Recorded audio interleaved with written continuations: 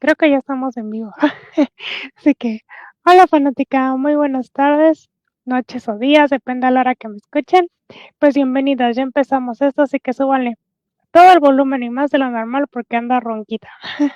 Ya estamos transmitiendo este miércoles 11 de marzo del 2026 por el Facebook de Violeta Radio. Recuerden que también pueden escucharnos a través de violetaradio.org y también pueden descargar la app de Radios México y le pican a los audífonos morados, saben, es Violeta Radio, y también ya estamos por YouTube, así que ya no tienen pretexto para no sintonizarnos. Y pues hoy vamos a hablar de obesidad y cómo prevenirla y combatirla. Y pues ella, Marcela de León Salas, es licenciada en nutrición con especialidad en nutrición clínica por la UANL, maestría en nutrición clínica, endocrinología por la UCAM. Cuenta además con formación en alimentación basada en plantas por el Instituto SETS. Desde el 2014 se dedica a la consulta privada con enfoque clínico, brindando acompañamiento nutricional basado en evidencia científica para la prevención y manejo de diversas condiciones de salud, con un enfoque no centrado en peso. Asimismo, formar parte del colectivo Aliadas por la Disautonomía, participando en iniciativas de concientización y educarnos sobre estos trastornos. Y pues bienvenida, Marcela, un placer tenerte por aquí otra vez. ¿Cómo estás? Hola, gracias por invitarme de nuevo. Pues ya sabes, eres de las consentidas. Ya eres parte del programa. Y cuéntanos un poquito, a ver, ¿cuándo se considera que ya es obesidad? Este, mm, Anteriormente, cuando yo estaba todavía en la universidad, nos enseñaban a medir lo que es o la clasificación en base, era masa índice, masa corporal. Ujú, Esto es una relación entre la estatura y el peso. Y cuando el índice de masa corporal estaba por encima de los 30 em, kilogramos por metro cuadrado, ya era considerado como una obesidad. En los últimos años, esta clasificación cambió y ahora no toma en cuenta específicamente el peso para la estatura, sino que se mide en base a la composición corporal, ¿ok? Entonces, en nutrición utilizamos mucho unas básculas que son de bioimpedancia que te dicen, que te estiman la cantidad de grasa corporal que tienes y en el caso de las mujeres, el tener, depende del rango de edad, pero cuando sube de lo ideal, ya entra como obesidad, más o menos cuando esté por encima del 30% de grasa corporal ya es considerado como obesidad. Y en el caso de los hombres, que los hombres fisiológicamente tienen mayor masa muscular y no deberían de tener tanta grasa corporal, este porcentaje es menor.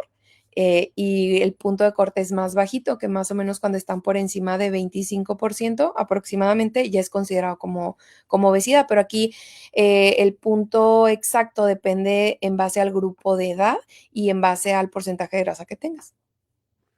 o sea, porque antes decían así como que, ay, no, pues si tu cintura mide más de 80 centímetros, ya tienes obesidad.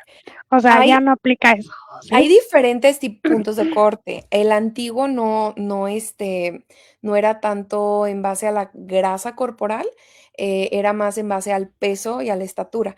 Y tenemos otras maneras que son como más teóricas, que una de ellas es la circunferencia de cintura, ¿sí? Que en el hombre sí está por encima de 91 y en la mujer por arriba de 80, ya se considera como un exceso de grasa abdominal y muy probablemente tienes exceso de grasa corporal. Pero lo importante aquí es que ahorita se basa mucho en la composición corporal y no en el peso específicamente. Mm, ¿Y cómo sabemos cuando estamos como en una obesidad como medio sana, medio, bueno, no sana, sino así como que apenas empezamos a pellizcarle y ya cuando es así como que, ya mijo, te estás pasando de tamales y si no de aquí vas a kilos mortales.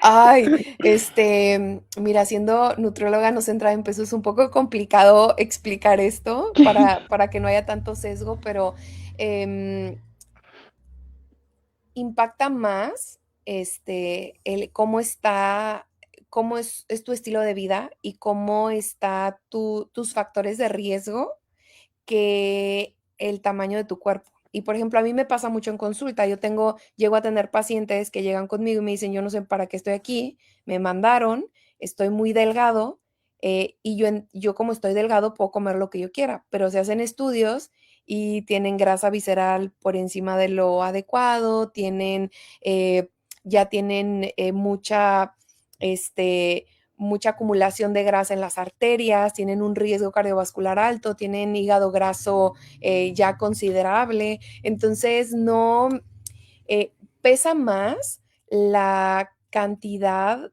más bien los hábitos de alimentación, lo que haces en el día a día y los factores de riesgo que puedes llegar a tener en base a tus decisiones de hábitos, que específicamente el peso que pueda llegar a tener una persona. ¿Sí? Hay como un poquito de todo. Tenemos, por ejemplo, pacientes o personas que son muy delgadas y que no comen una verdura, que no toman agua, que fuman, que consumen un chorro de alcohol, muy probablemente no son los más sanos, a pesar de que están en un rango de peso que, pues si los ves y dices, sí, pues es delgado, no debería de pasar nada. Y tenemos luego el otro lado de personas que son de cuerpos más grandes, que se cuidan un montón, que comen verduras, que comen cereales integrales, que toman agua, que hacen ejercicio de forma regular, que no fuman y que no toman. Y habitualmente en este tipo de pacientes o en este tipo de personas es en donde hay mayor sesgo por el peso, ¿sí? Y se les juzga de forma muy fácil y como muy constante en la consulta o en consultas médicas por el tamaño del cuerpo y no ven más allá del peso. Mm, ¿y cómo se puede prevenir que tengas una obesidad? Mira, la obesidad es un trastorno metabólico que al final de cuentas es considerada como multifactorial, ¿sí? Entonces, precisamente de la causa la razón por la cual una persona va a tener obesidad o este exceso de grasa corporal puede ser por muchas causas, siendo de las más comunes estilo de vida, ¿sí? Que aquí entra el consumir muchos alimentos ultraprocesados, el no movernos o el no hacer ejercicio de forma habitual, el elegir o consumir principalmente más azúcares refinados y grasas procesadas, digamos, donas, papitas, pizza, hamburguesas, refresco, y estos son factores de riesgo que son, en teoría, fácil de modificar. La teoría es fácil de modificar. La realidad es que hay un impacto social y emocional un poco complicado como para que una persona diga, hoy voy a cambiar y ya no voy a comer esto o voy a reducir considerablemente las porciones.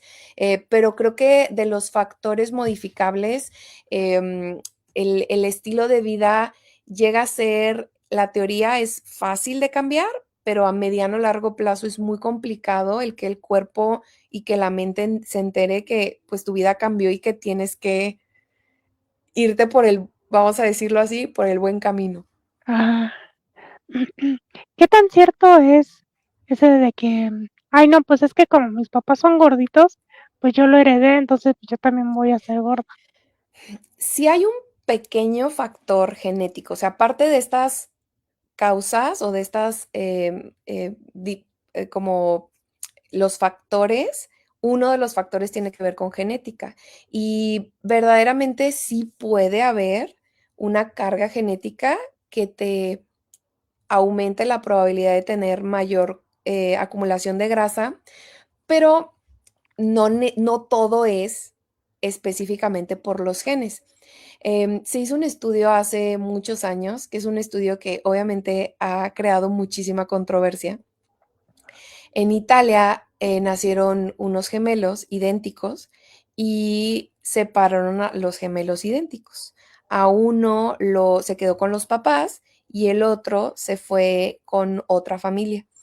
Y todos los años hacían como estudios y pruebas y revisaban cómo era como la nutrición y cómo el crecimiento y cómo les iba en la escuela y cómo todo esto.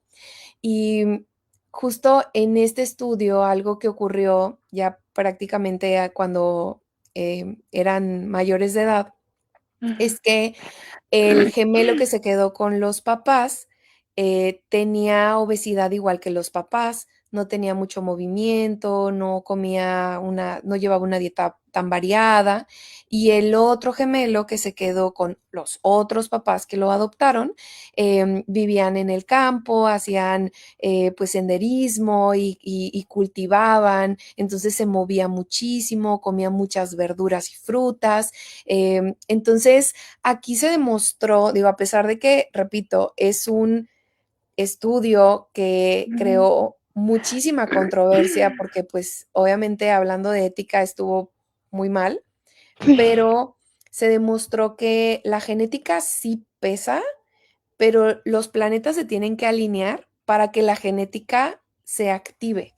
Y precisamente hay algo que se conoce como epigenética, que la epigenética mide cómo el resto de los factores de la vida hacen que los factores genéticos se activen o no se activen. Entonces, más que tenga un factor genético, la mesa también se hereda, ¿sí? Y si los papás tienen unos hábitos específicos, lo más probable es que los hijos van a nacer y van a crecer con los mismos hábitos. hábitos. Entonces, los papás no toman agua, no comen verduras, no comen cereales integrales y llevan la dieta de la T o llevan la dieta de puras comidas ultraprocesadas, pues lo más probable es que el niño va a crecer con los mismos factores de riesgo y va a tener pues la misma implicación de exceso de grasa corporal. Sí, entonces Sí.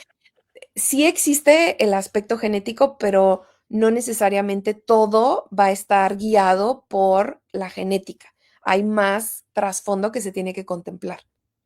Sí, sí, no, más bien lo que sería como lo principal, serían, como dicen, los hábitos Los alimenticios, hábitos, la exacto, el hacer ejercicio, el el ser movimiento, movido. exacto. Sí, o Ah, sea, eso pesa más y pesa más en la actualidad, por más que una persona diga, es que yo ya me hice estudios genéticos y sí tengo una carga mayor para aumentar o acumular la grasa más fácilmente, pues hay otros factores que son modificables y precisamente parte de los objetivos de por qué existe un día de la obesidad es para darle visibilidad a todo, no nada más el decir, eres gordo y ya, sí, o tienes ujú. obesidad y pues ponte las pilas. Hay muchos factores que también parte de las personas que viven con obesidad, a nivel psicosocial hay mucho estrés de por medio y hay mucho sesgo y hay mucho, emocionalmente hablando, hay un trasfondo muy interesante que hace que muchas personas con sobrepeso y con obesidad no se les sea tan fácil el poder perder peso y poder mantenerlo. Es más difícil bajar de peso que controlarse y ya tener obesidad, ¿no? Es más fácil, la pérdida de peso no es difícil realmente. Bueno, Lo pero cuando ya difícil tienes es, así como que mucho, mucho peso. lo difícil es mantener la pérdida de peso. Hablando de cultura de las dietas, hay algo que se conoce como el ciclo de restricción y de reganancia de peso. Entonces, aquí, ¿qué es lo que ocurre? Que en teoría la primer dieta que hace una persona es en donde mejor les va. ¿Sí? La Mm. primer dieta que hace cualquier persona que va con cualquier nutriólogo, que la comadre le pasa una dieta, es en la que mejor les va a ir, pero habitualmente la primer dieta la hacen mal, mal, no porque, no estoy diciendo que sea mal estratégicamente, es que la hacen mal porque se matan de hambre, porque se privan mucho de comida y es lo ven todo como esto no lo puedo comer y esto sí lo puedo comer, ¿sí? ¿Y Ujú. qué es lo típico clásico en México? Ya me voy a poner a dieta, ya no voy a tomar refresco, ya no voy a comer tortilla, ya no voy a comer arroz, ya voy a comer pura lechuga y me voy a matar de hambre. Y esas es Ah, las típicas dietas, las primeras dietas que llevan cualquier persona. Habitualmente son dietas muy restrictivas, entonces te va súper bien, sí, vamos a ponerlo entre comillas, te va bien, tienes buenos resultados, pero no son factibles de mantener a largo plazo. Y es muy fácil el que después de que ya te fastidies de matarte de hambre, que tengas una reganancia de peso que se conoce como el rebote. sí, Entonces, porque te atascas, ¿no? Me ajá, imagino. sí, entonces, por ejemplo, ahorita que dices de personas que son de kilos mortales, las personas que llegan a estos tipos de reality shows no son personas que nacieron Mm. con el exceso de peso que tienen ahorita, es un proceso que la mayoría ya han hecho 20, 30 dietas a lo largo de su vida, que tienen esta idea del todo o nada, ahorita estoy a dieta y mañana ya voy a dejar la dieta y voy a comer todo lo que no comí anteriormente. Y esa es en parte, la razón por la cual hay tanto rebote después de las dietas de moda. ¿Qué tan bueno es eso ahorita que lo mencionas? Por ejemplo, digo, bueno, me voy a poner 3 meses a dieta.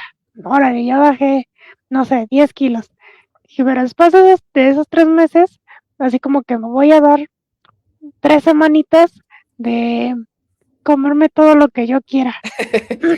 Y luego me Mm, voy a poner a dieta. O sea, pasa mucho, de hecho, esto yo lo veo bastante en consulta y es como lo socialmente aceptado, ¿sí? Desde me voy a poner a dieta porque voy a ir a la playa, ahorita que ya se viene Semana Santa, me voy a ir a la playa, quiero bajar de peso, pero en la playa voy a comer todo lo que no comí. La realidad es que este tipo de conductas lo único que aumenta es la probabilidad de terminar en un trastorno de la conducta alimentaria, porque hace que tu cuerpo deje de tener una estabilidad emocional sobre la comida, ¿sí? Entonces, en la teoría, o sea, si una persona llega conmigo, un paciente llega conmigo y me dice, es que yo quiero hacer esto, mi deber como profesional es decirle, mira, mejor, lo que tiene evidencia científica en la actualidad es el cambio de hábitos. Eso es lo que tiene evidencia. Hay un estudio que salió hace muchos años que dice cifras muy impactantes, y lo digo muchas veces en consulta a pacientes, y es que la mayoría de las personas que cruzan la puerta de un consultorio de nutrición solamente van a estar ahí entre 3 y máximo 6 meses, nada más. Y durante el tiempo que están en consulta van a llevar el esquema de alimentación. En el momento en el que se pierden, en el que ya dejan de ir, van a tener el efecto de rebote. ¿Ok? Entonces, de el 100% de las personas que acuden a una consulta de nutrición, el 90% van a dejarlo antes de los 6 meses. Solamente el 1% de las personas que cruzan la puerta de un consultorio hacen el proceso nutricional, cambian de hábitos y mantienen el peso a 5 años. mm, Entonces, toda este movimiento social que viene en los últimos años de el body positive, el de salud en todas las tallas, tiene una razón lógica de por qué se lleva a cabo. Porque la ujú. realidad es que la mayoría de las personas que hacen una dieta extrema van a perder peso y lo van a mantener. O sea, es prácticamente imposible que una persona pueda mantener el peso si lo ve como una cultura de dieta o si lo ve como una temporalidad. Sí, más bien tendría que ser como un nuevo estilo de vida. Exacto, exacto. Ese es el objetivo real. Pero para hacer un estilo de vida nuevo, toma mucha, eh, mucho tiempo, necesitas mucha madurez emocional, necesitas como un acompañamiento muchas veces como psicológico y el Ujú. mejor tratamiento que existe en la actualidad en la obesidad es un tratamiento multidisciplinario en el cual sí esté un médico, esté un nutriólogo, esté un psicólogo, y que pueda llevar una cronicidad, que pueda tener un seguimiento de mediano largo plazo. Y esa es una de las razones por las cuales la mayoría de las personas fallan, porque hacen la dieta y dicen, yo no tengo que hacer nada. Yo ya sé lo que tengo que hacer, pero yo no voy a ir con nadie, yo puedo solo. Y muchas veces no es de falta de voluntad, hay muchas cosas, muchos cambios hormonales, hay hambre de por medio que pues es más complejo el poder contar las almendras que te vas a comer o que puedas pesar la proteína que te toca comer, etcétera. Entonces, no es algo, si fuera tan fácil el tratamiento de la obesidad, cualquier persona iría con su médico, le daría el tratamiento y ya, seguiría con su vida. Y esa es una de las razones por las cuales es tan compleja el dar un tratamiento adecuado y el poder lograr objetivos realistas. Sí, porque, por ejemplo, si, como dices, así como que van por temporada, así como que, ay, voy a ir a la playa, pues nada más mi objetivo es de aquí a las vacaciones y Ujú, verme chulísima y ya sí, después terminando de vámonos. sí. Pero el chiste es mantenerlo. ¿Qué alimentos pueden ser así como que nuestros enemigos para que pareciera que no? No me gusta satanizar comida porque también siempre digo en consulta, lo prohibido siempre va a ser lo deseado. Si yo te digo no puedes comer un chocolate, vas a decir, uy, qué rico un chocolate. Y te vas a comer el Sí, chocolate. iba a Entonces, estar en más tu que cabeza. sí, o sea, vas a tenerlo ahí, o no puedes tomar refresco y es de, ay, ¿por qué refresco? Quiero refresco, quiero refresco, quiero refresco. Entonces vas a terminar con el refresco. Vale mucho más la pena el poder darte espacios en los cuales puedas comer algo que tú disfrutas, que nutricionalmente sabemos todo mundo que no tiene mucha calidad nutricional. Por ejemplo, Ujú, las papas fritas, los pastelitos, el refresco, las galletitas, todo lo que da mucho placer en boca y vale más la pena el decir, okey, voy a hoy sí decido, hoy sí voy a comerlo, pero lo voy a comer desde el placer y no lo voy a comer desde la ansiedad. Porque una de las razones o uno de los problemas que se tiene mucho en pacientes que hacen dietas como muy restrictivas es que se matan de hambre hasta que el cuerpo ya no puede más y terminan en algo que se conoce como atracón, en el cual la persona ya hasta lo programa y ya va al súper y se compra ahora sí que todas las variedades de galletas, papitas, nieve, refresco, todo lo que te imaginas. Haz de cuenta que llevas a un niño a la dulcería y dices, date, tienes ¿qué? el pase libre, compra todo lo que tú quieras. Claro que el niño va a agarrar y a manos llenas. Entonces, en el caso de los atracones, eso pasa mucho, que llegan a un punto tal emocional que dicen, ya no puedo con estas emociones, el reprimir el hambre y tengo que comer demasiado. Entonces, em, más que restringir o decir, esto no me da, evidentemente no me da nutrientes esenciales y no es necesario verdaderamente para la vida, pero da placer. Y en nutrición hay una regla que me gusta mucho platicar, que es la regla del 80-20, que es Ujú, 80-20, 80 del 100% de los alimentos que vas a hacer en el día a día, deberíamos de buscar que el 80% de estos tengan una buena calidad nutricional.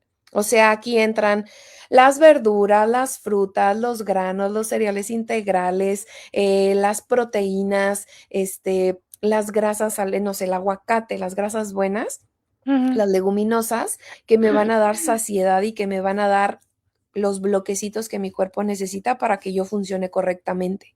Y el 20% es placer, es boca, es paladar, es eso que tú dices, yo sé que el pastel no me sirve para nada, pero me da felicidad, Ujú, ¿sí?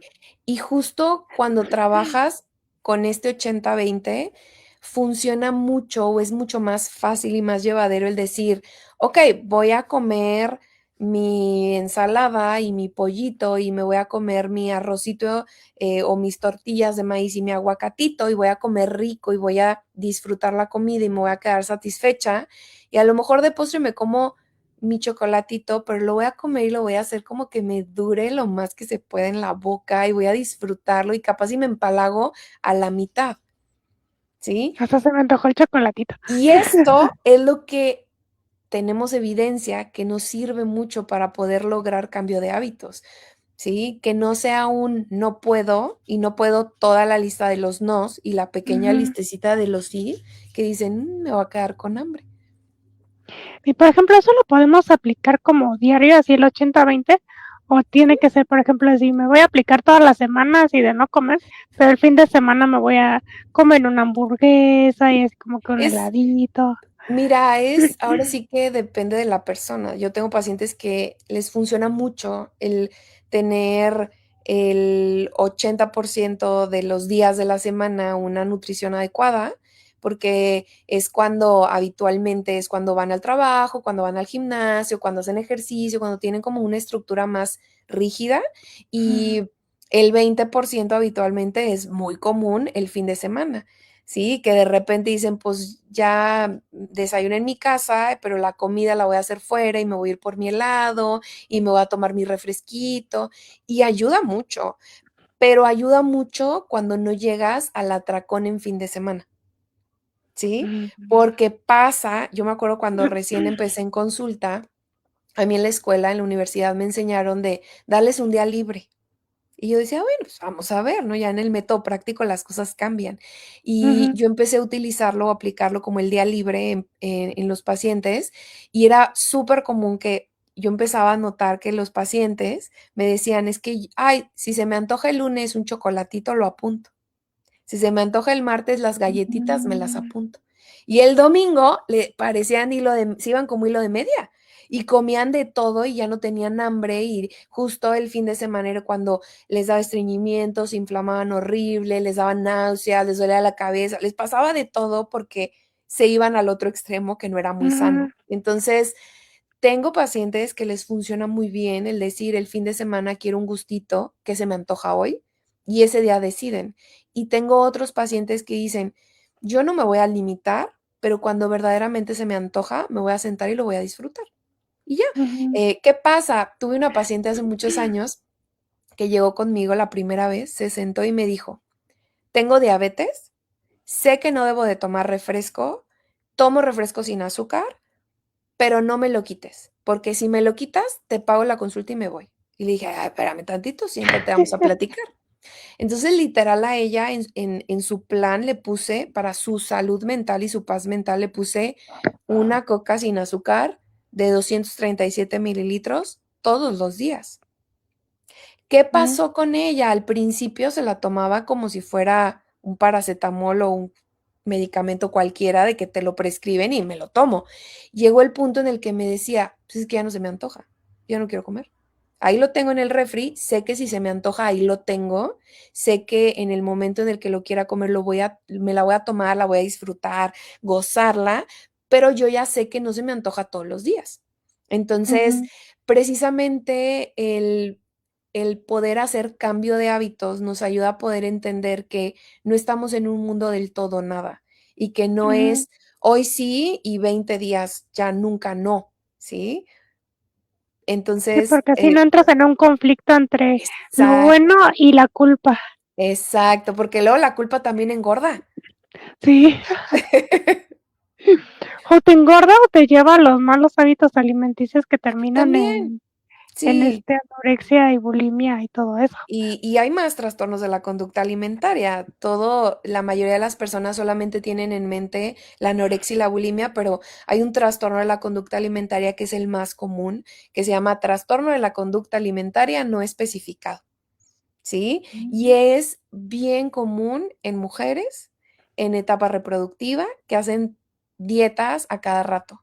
Este tipo de frases, por ejemplo, de, ay, me voy a comer la rebanada de pastel hoy y ni modo, mañana voy a tener que ir el doble al gimnasio. Es súper común en este trastorno de Ujú. la conducta alimentaria no especificado, que no entra en los parámetros para hacer anorexia, no entra tampoco para bulimia, no entra para vigorexia, no entra Vigorexia. para el síndrome del comedor nocturno, no entra para, ahora sí que queda como entre líneas y justo este tipo de trastorno es de los trastornos de la conducta alimentaria que más comúnmente normalizamos. Ay, hay que hacer un programa de eso de los trastornos de Sí, conducta alimentaria. Qué buena idea me diste, porque sí, o sea, básicamente yo solo conocía la anorexia, anorexia y bulimia y bulimia. la vigorexia. Y la Y vigorexia, sí. de ahí en fuerza como que, pues Sí, pero no. existe, por ejemplo, el síndrome del comedor nocturno, que son personas que se privan todo el día y en la noche asaltan el refrigerador. Súper común, más en hombres que en mujeres este. Pero sobre todo, bueno, no sé si sea igual, pero he visto mucho eso cuando trabajan todo el día y no tienen tiempo para comer, entonces llegan a su casa y se dan el atracón y se van a acostar. Ah, No sé claro. si también vaya por No, ahí. no entra como el síndrome del comedor nocturno son personas que literal se despiertan en mitad de la noche con hambre y van y asaltan a las 2, 3 de la mañana el refrigerador, ¿sí? Y Mm, habitualmente cualquier tipo de atracón tiene que ver con un periodo de limitación previo. Entonces, por ejemplo, este tipo de comportamiento, de conducta que dices que es súper común, que dicen, no desayuno, no como, pero llego y ceno y me ceno lo de lo que no comí en todo el día. ah, eh, lo único que hace es que es más fácil que el cuerpo bloquee las señales de hambre y de saciedad y que sea más difícil el poder entender qué es lo que está ocurriendo con tu cuerpo. Entonces, evidentemente no es algo sano, a pesar de que ahorita también está mucho esta moda del ayuno intermitente, que te mm, dice, ayuna y luego come, ¿sí? Pero en el ayuno intermitente no te dice cómelo de todo el día, en una sola pero, sentada. Sí, pero hay como pequeñas letras, una línea muy, muy delgadita que puede como definir en dónde cambia la cosa. sí, porque en el ayuno ya se me contó el hambre de todo el día, entonces me voy a llegar Exacto. a Sí, atracar. exacto. En el caso, por ejemplo, del ayuno intermitente te dice, en el momento en el que te dé hambre, rompe ayuno. Y la Mm, mayoría de las personas eso ya sea que no lo leen, no lo ven o simplemente lo omiten y dicen, no, me tengo que matar de hambre para poder adelgazar. sí, pero pues luego sale peor porque se atascan y Exacto. ya, ya Termi hicieron todo lo que no.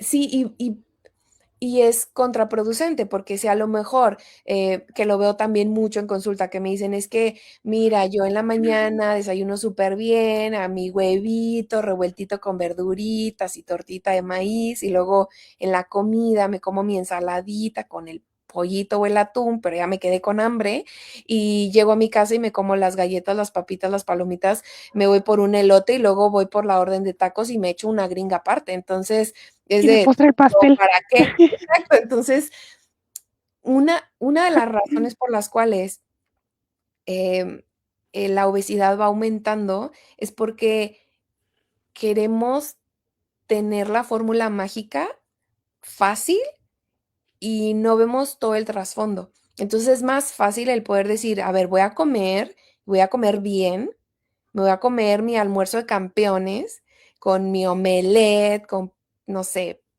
jamón y queso y verduras, y me voy a comer a lo mejor una galleta en lugar del paquete de galletas completo, ya lo disfruté, sigo con mi día. Me da hambre más tarde y me voy y me como mi comida normal, no para matarme de hambre, sino para satisfacer mis necesidades de hambre. Y Ujú. ya en la cena, si te quieres ir por tus tacos, te vas a comer los tacos, pero lo más probable es que no te van a caber la orden de tacos y la orden de la gringa y el pastel, porque ya no va a haber espacio en el estómago. Sí, porque digamos que se va haciendo más chiquito, ¿no? Sí, la verdad es que a medida que más le damos de comer al cuerpo, al estómago, el estómago es como un globo, o sea, se va a inflar más. Y a medida que vamos dándole mayor cantidad de alimentos que son de alta densidad perdón, de baja densidad calórica, como por ejemplo las verduras, que son un montón de volumen y que tienen bien poquitas calorías, se digieren más rápido y ayudamos a que el estómago se va haciendo más chiquito. Ay, a mí luego me da hambre.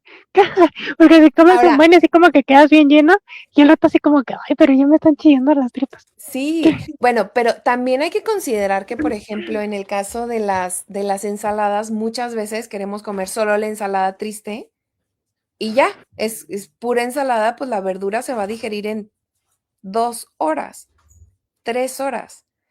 Si Entonces, no, le puedes meter no. como pollito asado o algo así, Claro, o sea, ¿no? ya si ya si balanceas un poquito más el plato, si le metes, por ejemplo, una fuente no tiene que ser solo la ensalada, ¿sí? O sea, yo tengo pacientes y yo, por ejemplo, a mí me gusta, yo disfruto mucho el empezar los tiempos de comida con una ensalada, ¿sí? Mm, Pero la ensalada no es el plato fuerte, o sea, yo me como mi ensalada y luego ya me como mi pollito, mis taquitos o lo que sea de plato fuerte, ¿sí? Y ya tienes como esto, lo mejor de los 2 mundos. ah, Y ya no te súper mueres de hambre interesante. entre comidas. Sí, ahora esa Ujú, es una opción. La otra opción también es hacer entre comidas. O sea, tampoco es el fin del mundo si de vez en cuando o en a media tarde estipulas un espacio para comerte un snack o una colación.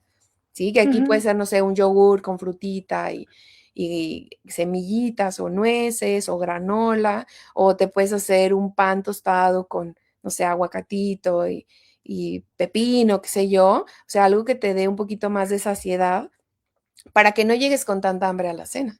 ujú. Sí, y ahorita justo te preguntaba de los alimentos que pueden parecer que nuestros amigos, pero no lo son tanto, porque justo como ahora estoy, digamos, desayunando más temprano y me da hambre más temprano, pero me Obvio, da sí. hambre como, no sé, 12:30, 1, y digo, ay, no es demasiado temprano para comer. Entonces se me ocurrió el otro día, así como que vi que vendían galletitas de avena y ya Ujú. le ponen encima que, o le ponen avena, o le ponen amaranto o chispas de chocolate. A mí me gusta Ajá. el chocolate. Entonces compro con chispas de chocolate. Pero me quedé pensando el otro día, dije, bueno, ¿qué tan sano será? Porque obviamente seguramente tiene azúcar. Aunque sea de avena, pues tienen azúcar y tienen el chocolate y no sé qué tanta cosa más. Mira, en ¿Qué la diferencia hay entre comerme eso o comerme una Chokis normal? mira, la mayoría de las veces es casi, casi lo mismo. Hablando de la industria de los alimentos, la mayoría de los alimentos que te dicen, eh, galleta de avena, solamente va a tener un porcentaje mínimo de avena. A menos que tú conozcas a la señora que las prepara y que digas, no, sí, tiene solo avena y es la base de los ingredientes de las galletas, pero habitualmente es poco probable. La mayoría de las galletas, por ejemplo, de avena van a tener harina como quiera de trigo. Ujú. Entonces, no con esto estoy diciendo que es lo mismo a comerme unas Chokis, por ejemplo, o unas Emperador o otras Sí, galletas, fue la primera que se me ocurrió. pero sí hay muchas galletas, que son como más industrializadas, vamos a decir, que son de avena y que traen, mm, nueces o que traen chocolate o que traen algo, que si tú comparas la información nutricional entre esas versus la marca más deliciosa, chocolatosa y más industrializada que no tiene que ver con avena, muchas veces tienen lo mismo.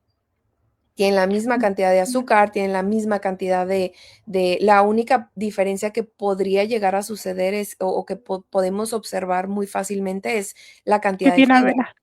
Ay, Que que tiene avena. que tiene fibra, os digo, porque en la tablita nutrimental lo que vamos a ver Ajá. reflejado es composición, ¿sí? O Mm, sea, puede ser que el ingrediente sea ligeramente diferente y, por ejemplo, hace ratito estaba viendo en un grupo de Facebook que una persona decía: "Es que este tiene azúcar de caña orgánica", y yo: "Es que es lo mismo, sigue siendo la misma azúcar, si es orgánica, así es no orgánica". ¿Sí? Entonces, desafortunadamente, la mercadotecnia muchas veces hace de las suyas para vender, muchas otras veces sí busca, ahora sí que como opciones más nutritivas, pero muchas de las veces así como que nos engañan, el tipo de los eslogans que muchas veces ponen metiendo el en enfrente. orgánico. Sí, el orgánico, por ejemplo. No estoy diciendo que el orgánico sea malo, pero es que ya se han hecho muchos estudios sobre la veracidad de productos orgánicos y la mayoría de los productos orgánicos, a pesar de que tienen todas las estandarizaciones para que puedan entrar como orgánicos. Si el terreno de al lado no es orgánico, lo más probable es que parte de los pesticidas y de las cosas se pasen por el aire y por la tierra. Ujú, Entonces, si digo, realmente para la mayoría de las personas en la actualidad es imposible el comprar todas los alimentos orgánicos, es porque son muy ujú, caros. sí, Entonces, no necesariamente tenemos que buscar lo orgánico para buscar mayor salud. Podemos buscar la verdura del mercado y me va a dar la misma saciedad y me va a dar la misma cantidad de fibra que me da la versión orgánica. Pero hay orgánica. veces y hay personas que me dicen, es que a mí me gusta más o es que yo siento que dura más, tiene mayor vida de anaquel cuando es orgánico que cuando no. Y eso es súper respetable y lo pueden hacer sin problema. Bueno, pero ahí ya sería como cuestión de gusto, ¿no? No tanto Sí, como claro, nutricional. del bolsillo, o sea, tiene que ver con más cosas, pero sí pasa que muchas personas a mí me dicen, no puedo o no voy a ir, no voy a hacer un cambio en mi alimentación porque esto significa que voy a gastar mucho. Y la realidad es que la mayoría de los pacientes que me llegan diciendo esto, al despuesito que empiezan a hacer los cambios, me dicen, ah, mira, gasto menos. Mm, Porque el cambiar en los hábitos no significa en automático el gastar más. sí, porque justo, bueno, por ejemplo, si vas a una comida rápida, luego te sale más caro una ensalada que un pollo Sí, Kentucky. o sea, sí, pero si lo haces en tu casa, si haces en tu Ah, casa una sí. ensalada, ¿cuánto te cuesta una ensalada? O sea, Ujú, realmente, si tú haces, que también estamos en el mundo en el que todo lo queremos súper rápido y la mayoría de las personas no tienen tanto tiempo, y yo tengo muchos pacientes, por ejemplo, que van y comen comida, en lugar de comida rápida, se van por comidas corridas, y en las comidas mm. corridas es donde es más fácil el poder jugar un poco con el tipo de ingredientes y con la calidad nutricional. Sí, porque aparte Sí, comes de todo. exacto, porque le das Hasta un poquito más de postre. variedad. Sí, versus el decir me voy a ir a un Kentucky. Sí, que el Ujú, Kentucky sabemos que tiene un montón de grasa saturada, que tiene, sí tiene proteína y sí me va a dar saciedad, pero no me va a dar muchísima calidad, no me va a dar fibra, por ejemplo. ujú. Hace rato te estaba preguntando antes de que entráramos al programa Ujú, que yo estaba platicando de todo con un amigo que igual así como que ya no quería tomar refresco para no ujú, subir de peso, pero es así como que muy de que le gusta la coca. Entonces, dijo que ahora está tomando coca cero. ajá. Y según yo tengo entendido que la coca cero tiene aspartame y fenilalanina, que según yo esas dos cosas son malas. Entonces, Ahí va. según yo bien experta le decía, pues mira, si te da, porque me decía que le duraba no sé cuánto tiempo una chiquita. Ujú. Dije, pues mira, si te la vas a tomar en no sé cuánto tiempo, comprate una de 600 que te dure toda la semana, le das 2, 3 traguitos y ya no te estás tomando las otras dos sustancias nocivas. Pero cuéntanos tú que eres la experta. Mira, en realidad en promedio, un mexicano va a consumir el 40% de sus calorías en bebidas azucaradas, obviamente. Ujú, Si una persona quita las calorías de los líquidos, en automáticamente, así nada más por añadidura, va a empezar a notar cambios en su cuerpo. Entonces, es una muy buena estrategia. De hecho, es una estrategia que en nutrición lo utilizamos mucho. Si tomas, yo he tenido pacientes que se toman 4 litros de Coca-Cola al día. mm, sí. Sí, es una estrategia, es cambiar la misma cantidad del refresco por una versión sin azúcar para que por lo menos ya no tengas un consumo excesivo de azúcares. Y digo, ese es por un lado.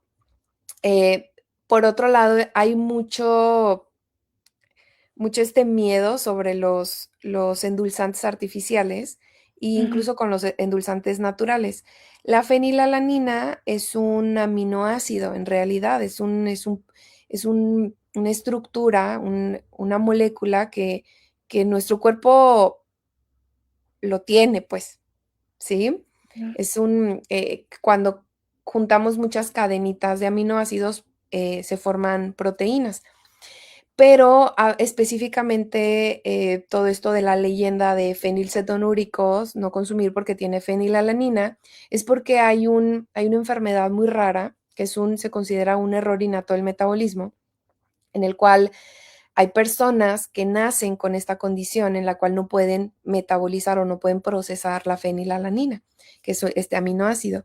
Entonces, esta fenilalanina se acumula en el cuerpo y cruza la barrera encefálica y empiezan a tener problemas cognitivos principalmente. Entonces, específicamente esta leyenda está hecha para personas que tienen la fenilcetonuria, que es esta enfermedad, este error innato del metabolismo.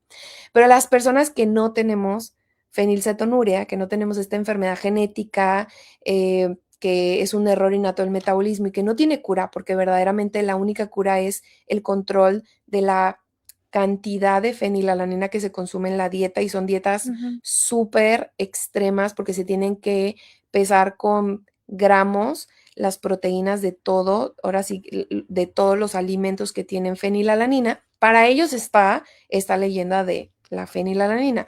El resto de las personas podemos utilizar el endulzante fenilalanina sin problema, ¿ok? Em, Prácticamente todos los endulzantes artificiales que están en la actualidad ya están validados para uso en humanos, eh, y es seguro. ¿Ok?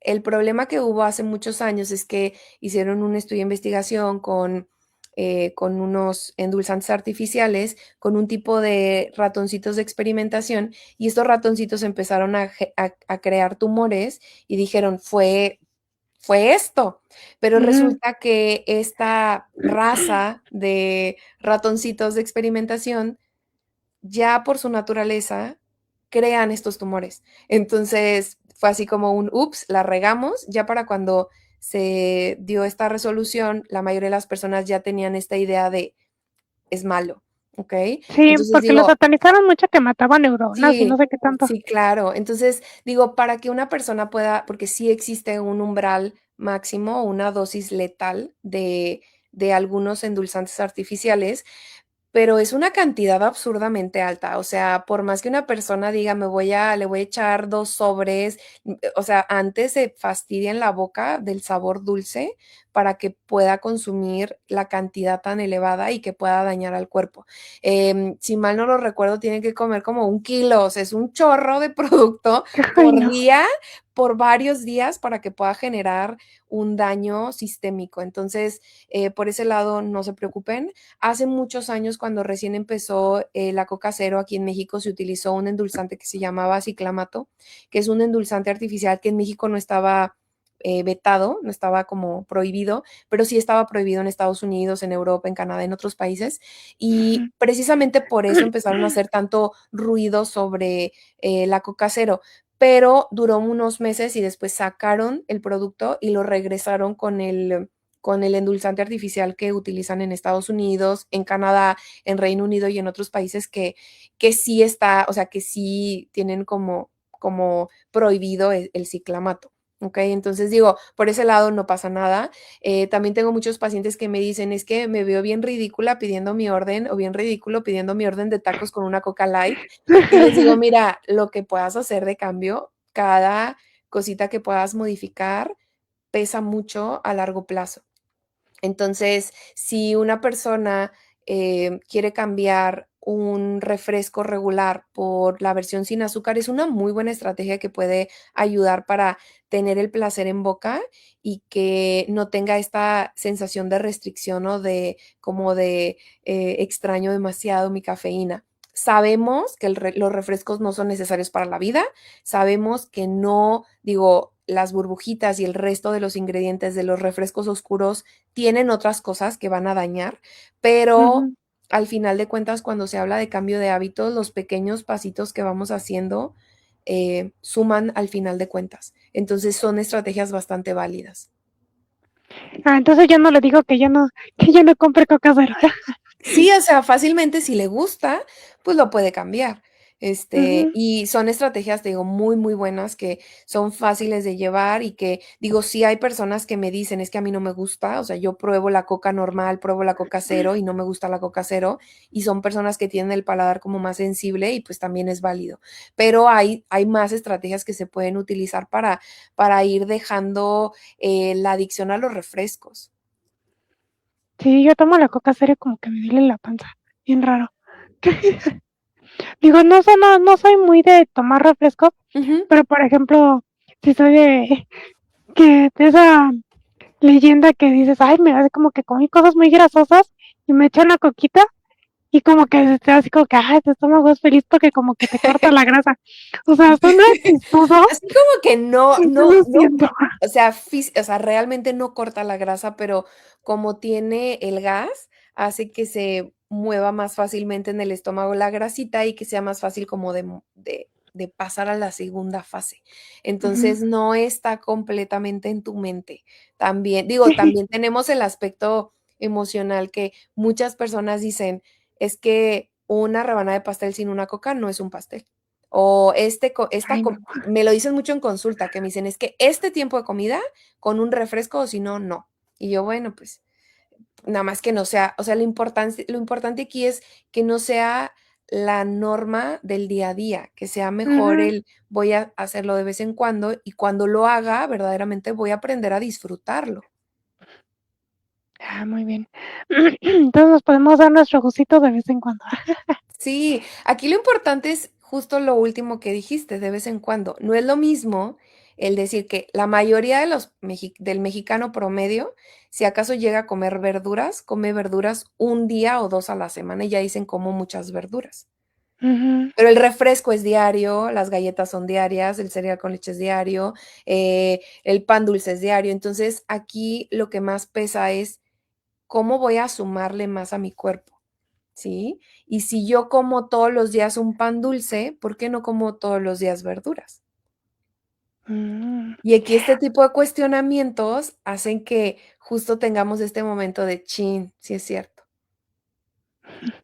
A ver, Marcela, sácame de una duda, porque es así como que muy, bueno, yo siento que sí es como muy cierto, pero no, que las personas, sobre todo los hombres que toman mucha cerveza, se hacen panzones.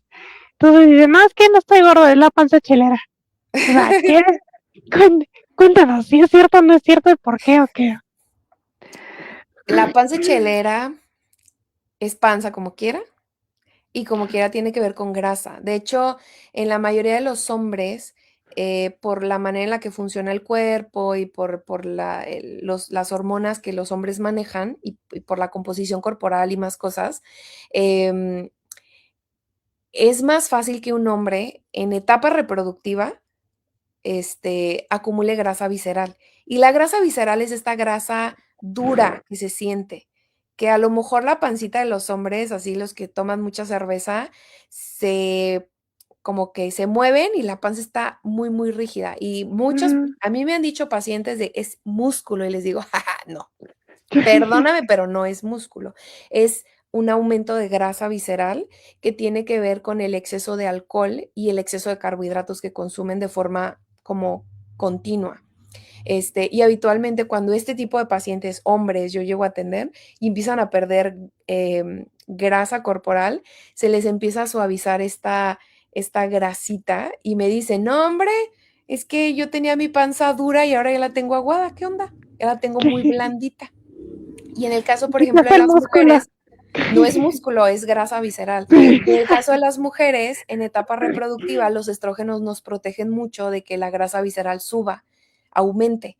Entonces, precisamente por eso las mujeres cuando tenemos grasa subcutánea, que es la grasita, vamos a decir, del abdomen y te sientas y se te hace una lonjita, es normal y es parte, es algo, cualquier mujer va a tener una lonjita y va a tener Ujú. esta parte como más blandita, pero es una manera fisiológica que nos protegemos, ¿ok? Entonces, digo, para responder rápido, pues no es saludable, evidentemente. Sí tiene que ver con el alcohol, sí tiene que ver con la cerveza, pero es por la acumulación de grasa visceral, que es la grasa que está entre los órganos, que es la grasa que es más insana o menos sana, porque Ujú. aumenta mucho el riesgo cardiovascular y que deberíamos de buscar no aumentarla. O sea, a fin de cuentas, la panza chelera sigue siendo obesidad. Sigue siendo grasa, sigue siendo mala y sigue siendo, pues, lo ideal es controlar también el consumo de alcohol. Sí, y no sirve para apoyar las bebidas aquí. No, digo, sí le sirve, obviamente le sirve, pero, pues, evidentemente, a medida que va avanzando la edad, el cuerpo va a cobrar la factura. Eso sí. Marcela, antes de despedirnos, cuéntanos tus redes, porque si no luego siempre me voy como hilo de medio y así de, ay, no dije las redes. ¿Dónde te podemos encontrar? Mis redes sociales me encuentran como equilibre-NUT o NUT de nutrición, y mi página de internet es equilibre con E al final, nutrición.com. Ya, muy bien. Así ya para cuando quieran ponerse a dieta, llevar una vida más saludable, aunque estén en su peso, pero digan, ah, pues quiero cambiar de hábitos, Ujú. tener una nueva modalidad, pues ahora es cuando. Y pues saludos a toda la fanaticada que anduvo por aquí. Dice mi primo que ya no se exhibía, porque luego me culpo de decirle, primo, ¿cuándo vienes para tener un día de gordos? Porque luego compramos que el paisito de limón y nos pasamos viendo series y tragando pay de limón. Entonces, Todo con culpa de eso. medida, o sea, también el poder darte esos momentos de placer, desde el placer y no desde la ansiedad, ayuda mucho. Además, él va al gimnasio toda la semana y come sano toda la semana. Así que lo puedo seguir sacando. Y por acá Ligia nos dice, excelente tema, gracias por los consejos para estar más saludables, saludos. Y pues se nos terminó el tiempo, nos despedimos por hoy, muchas gracias Marcela por aceptar la invitación y ya nos diste una idea de otro programita para hablar sobre los trastornos alimenticios que, uy, ese va a ser también muy bueno. Sí. No, muchas gracias por la invitación. No, pues gracias a ti, y bueno, pues muchas gracias a la fanaticada, muchas gracias a Marcela y sobre todo a Balán por la transmisión. Cuídense mucho, nos vemos la próxima semana y ya coman bien. Bye bye.